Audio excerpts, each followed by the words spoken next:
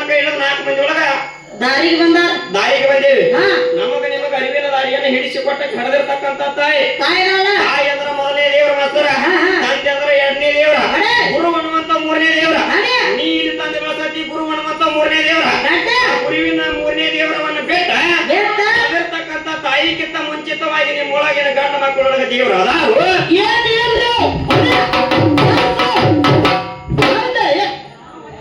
ನಿಮ್ಮನ ಸೊಂಟ ಹೊಡಿವಾರಿಕೆವ ಕೆಳಗಿನ ಟೇಬಲ್ ಮಾಲಕರು ಯಾರು ಕೇಳ್ಕೊಂಡು ಸೊಂಟ ಹೊಡಿ.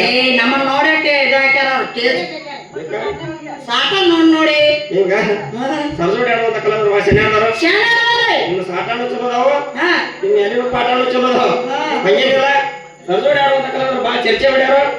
ಅವ್ರು ಹೆಂಗ ಚರ್ಚೆ ಮಾಡ್ಯಾರ ಹಂಗೆ ನಮ್ಮ ಗಾಡಿ ಚಾಲು ಮಾಡೋದು. ಹೌದಾ?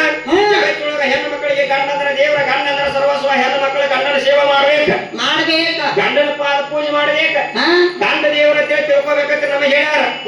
ಏನು ಹೆಣ್ಣು ಮಕ್ಕಳಿಗೆ ಗಂಡ ದೇವರು, ಗಂಡ ಮಕ್ಕಳಿಗೆ ಹೆಣ್ಣು ಮಗಳ ದೇವರು. ಅವ್ರ ವಸ್ತು ಕೊಟ್ಟಾರತ್ತ ಇದ.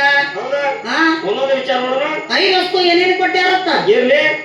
ಒಂದು ಚೌಕದ ಪದ್ಯ ಅಥವಾ ಅವ್ರು ಕೇಳಿದಂತ ಪ್ರಶ್ನೆಗಳಿಗೆ ನೇರವಾಗಿ